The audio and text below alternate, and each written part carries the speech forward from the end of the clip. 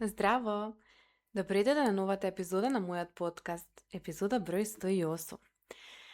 Денес размислував што е на кое што сакам да ви го снимам и се сетив дека пред неколку дена на стори објавив една приказна која што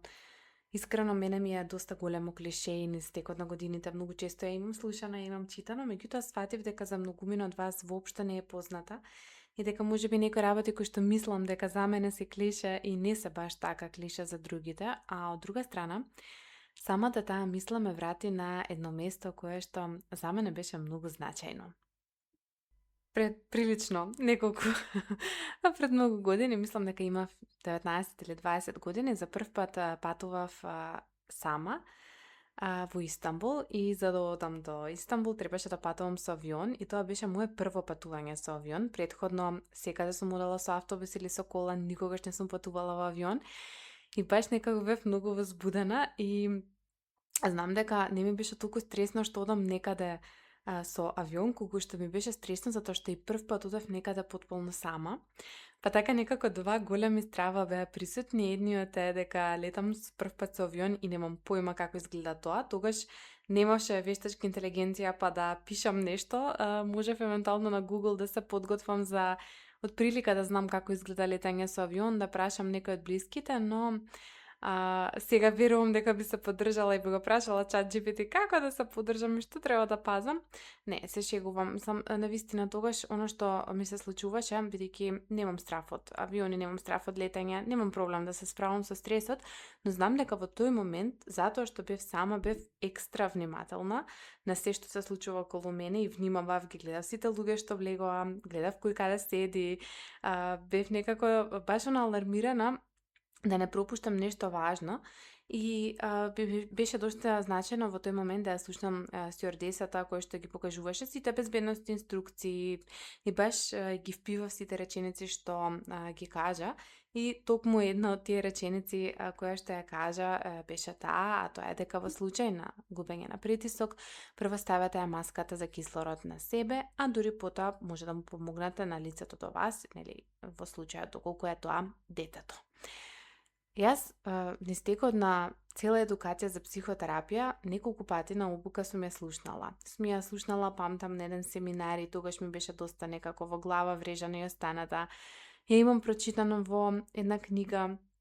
Знам дека ја имам видено и на Инстаграм пред неколку години на некаков на некоја објава, мислам дека беше на англиски или евентуално можеби било и на српски, но најмногу искрено ми стана значајно кога мојот психотерапевт на 2-3 пати ми ја донесе на самата психотерапија како метафора која што е многу значајна и на која што постојано треба да се навраќам. Но затоа што мене почна да ми станува клише и само некако ја гледав метафората, не можев ни самата да сватам колку всушност е длабока и што точно значи таа метафора.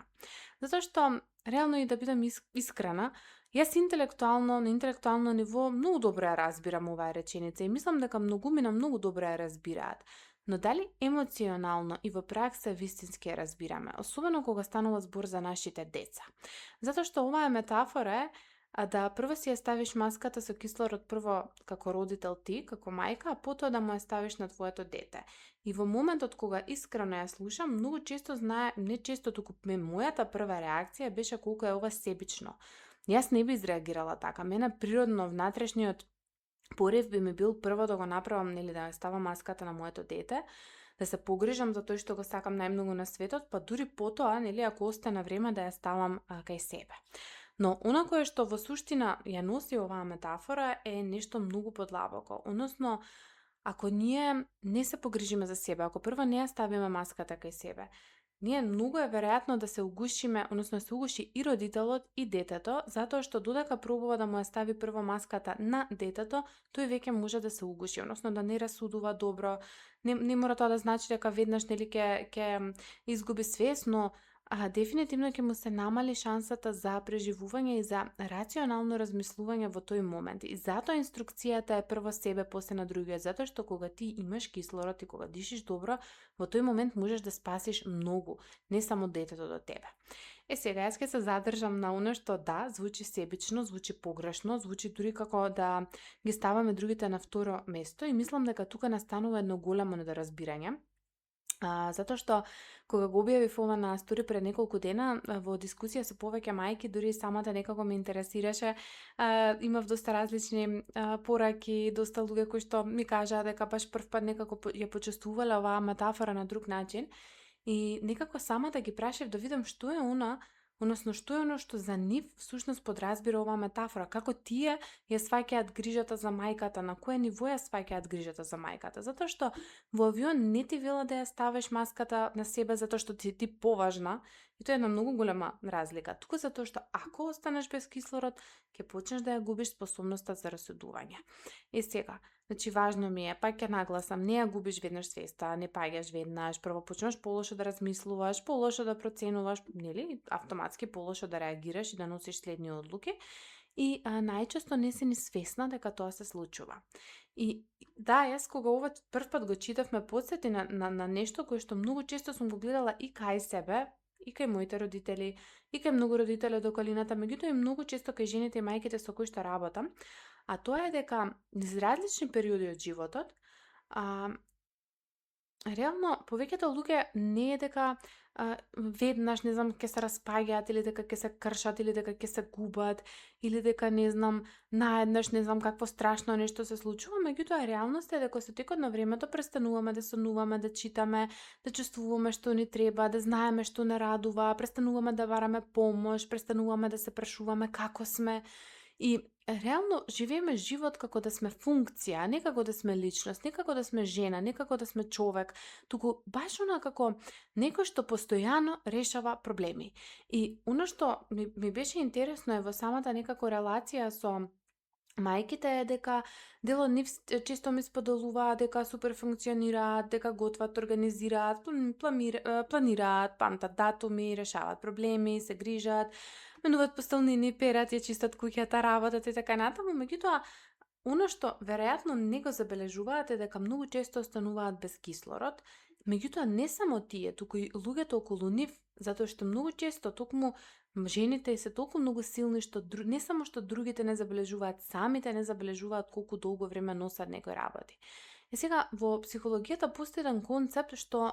често се гледа, односно се забележува кај луѓе кои што долго време хронично биле изложени на стрес, а тоа се појавува еден таков феномен каде што веќе нервниот систем се адаптира. И оно што некогаш да речеме било знак дека нешто не е во ред,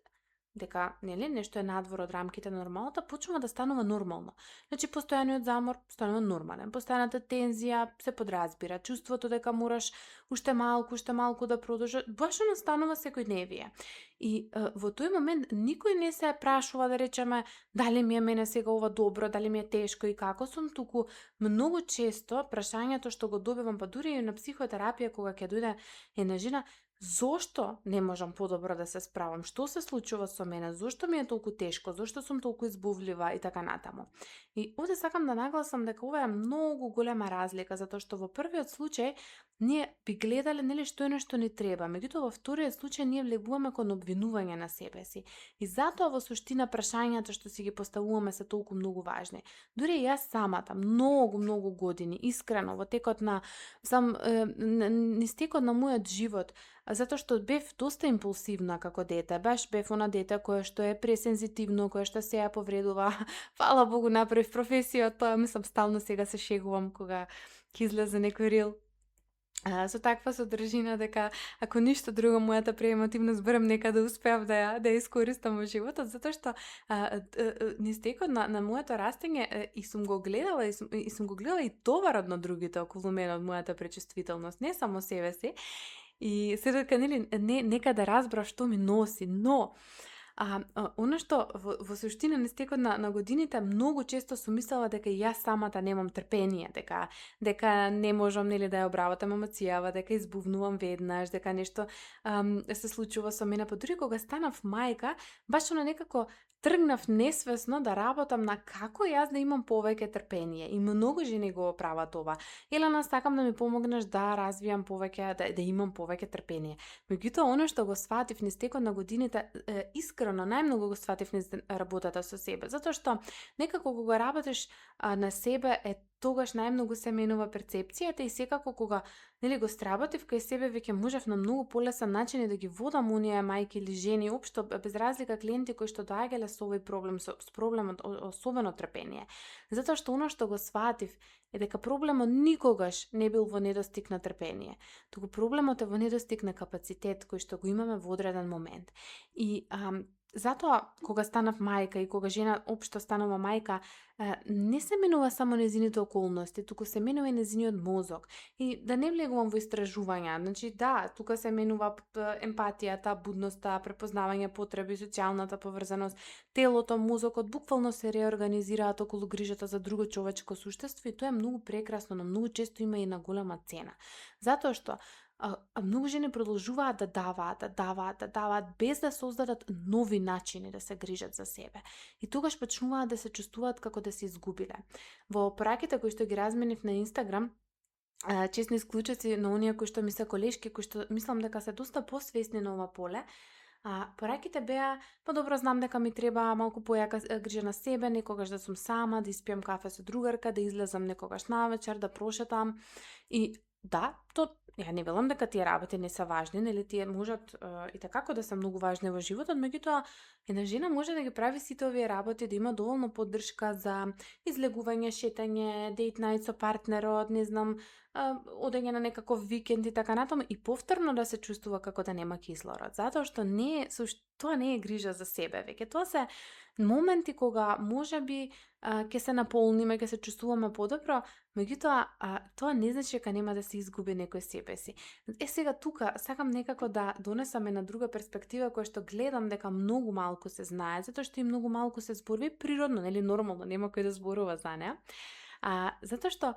многу е тешко кога стануваш веќе нова верзија од себе, да продолжиш да живееш како некој кој што претходно живеел. И кога една жена станува мајка, ако не научи или ако никој не ја научи, ако стаа сама свесно не тргне да научи како да живее со новата верзија од себе, тогаш почнува да се губи. Тука доаѓа оној делот кој што мислам дека е многу важен, а кој е тој дел? Нашите деца не учат од она ние што им го кажуваме, туку како живееме. И сега, ова е многу тешко. Реално, јас ова кога го гледам од истекот на годините, допрва си ги гледам мајаните, затоа во суштина мајчинството мислам дека е она најголемиот повик кон раст, затоа што имаш првпат во животот некој кој што толку многу го сакаш и заради него не сакаш да останеш ист. Сега ова е многу и трик, затоа што не е заради себе, тука е заради него и тој знаат децата тука да не се многу голем мотив, меѓутоа токму најголем тригер може да бидат од другата страна, затоа што носат однесување кое што или нам не било забрането, или баш некако носат однесување кое што гледаме дека е истото како што сме го правеле ние, а тоа може да значи дека не се вреднуваат себе си доволно, дека не се сакаат доволно, дека не се борат за себе, немаат самодоверба, дека можеби немаат добри граници и така натаму и тука настанува една многу голема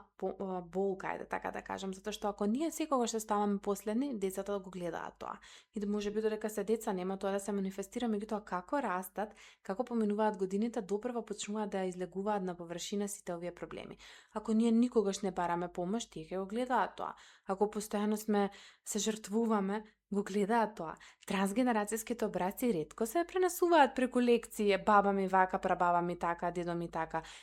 Тие се пренесуваат преку примери, само што ние толку не се освестени тие примери што не знаеме зошто тоа го правиме. Има една приказна,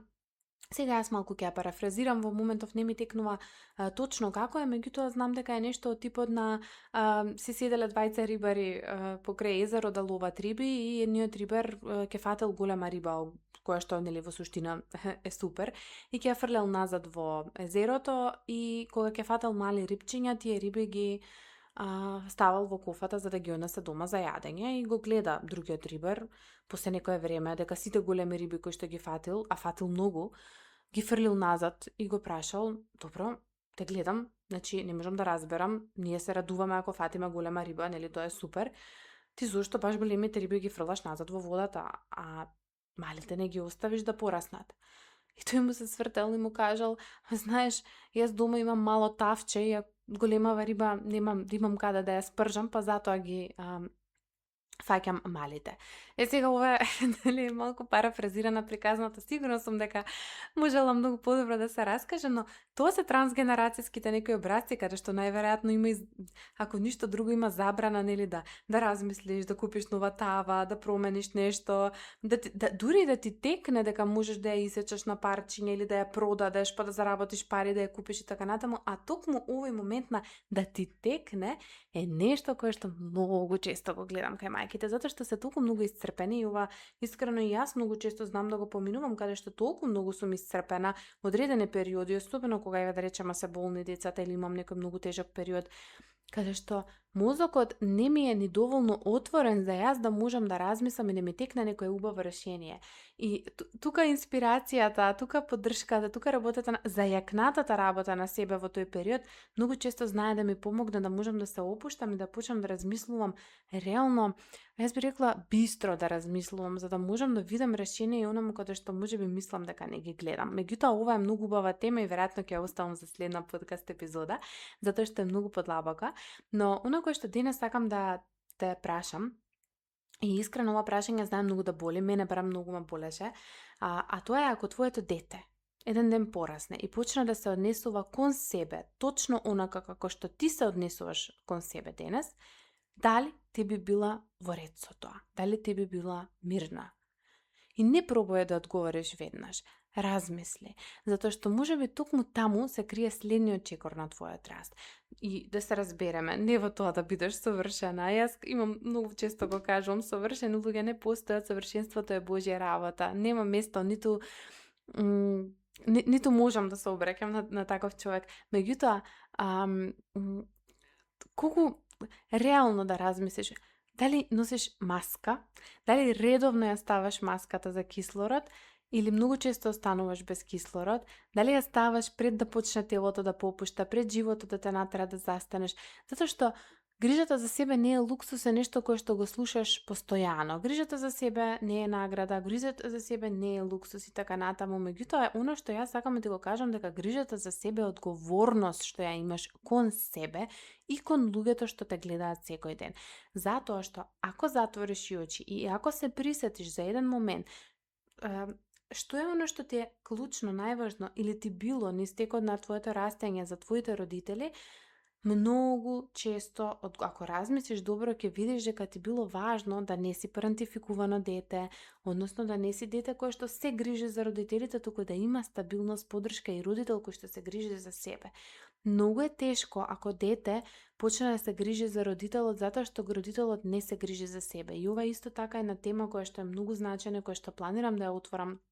во наредниот период, затоа што исто така го гледам како образец кој што многу често се појавува кај луѓето и реалноста, затоа тука сакам ова да го донесам дека да, грижата за себе не е луксус и така натаму, кога ќе се спомне зборот луксус, а тоа е доста сега некако модерно, знае да луѓето помислат дека грижата за себе е, не знам,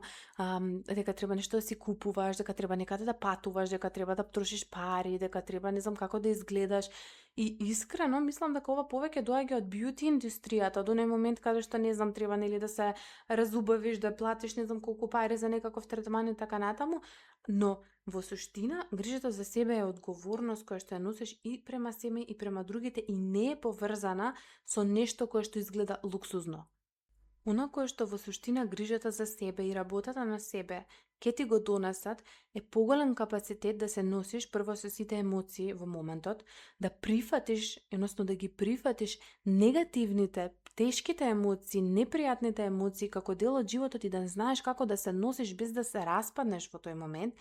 да точно прифатиш и видиш кога губиш трпение, зошто го губиш трпението и што е оно кое што ти фали, односно,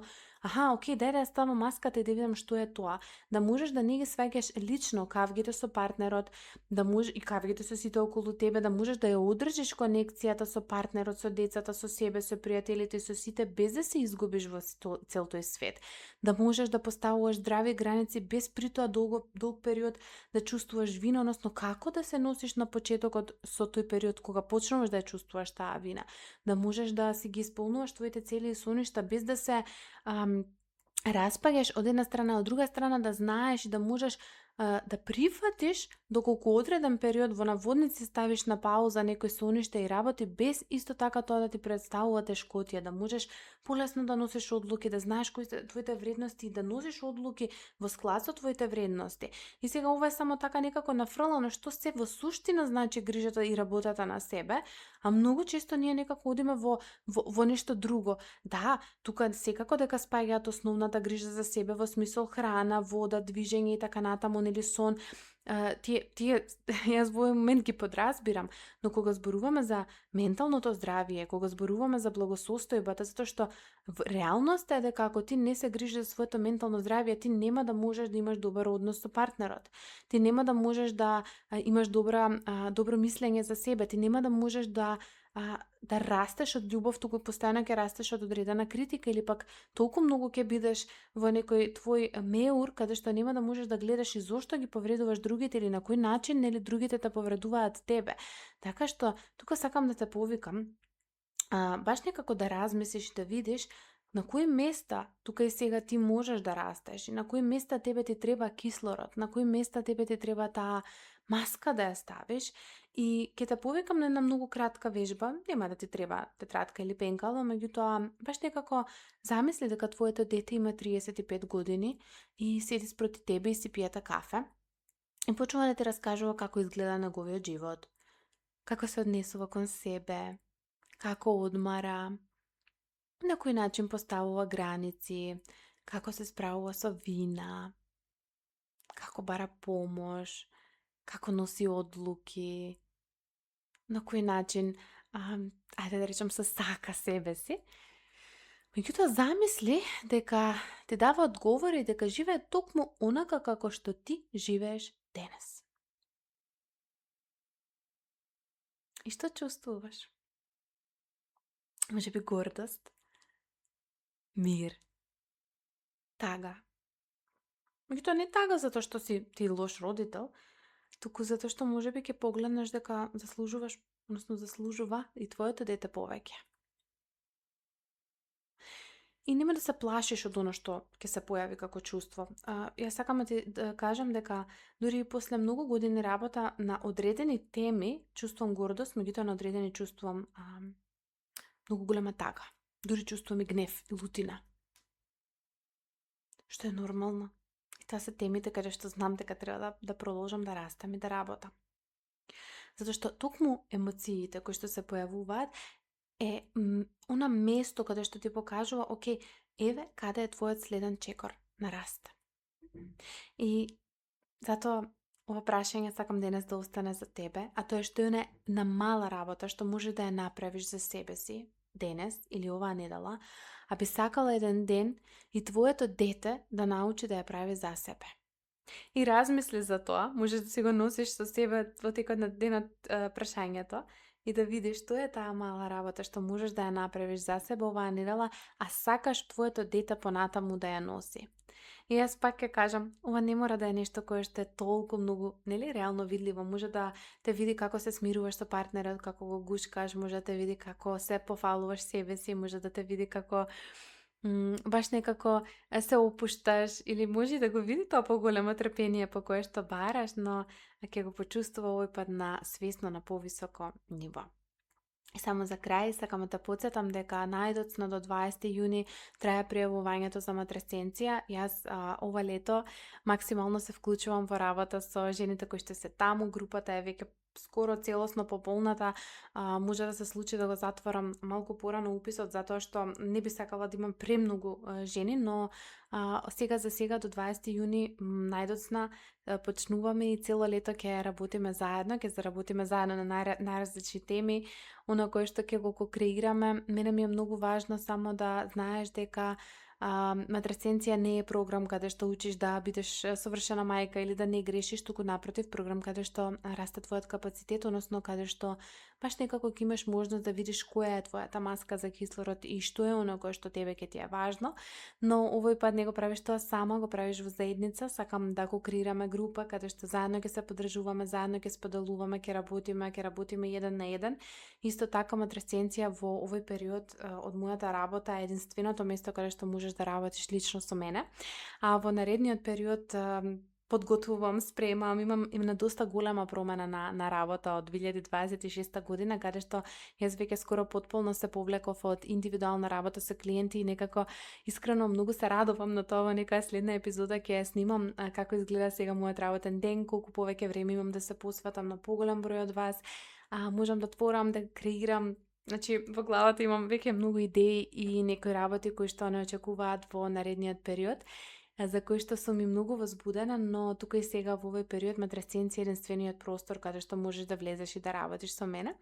и ќе ми е драго доколку ова лето одлучиш да бидеш дел од неа. Поздрав и се слушаме во наредната епизода.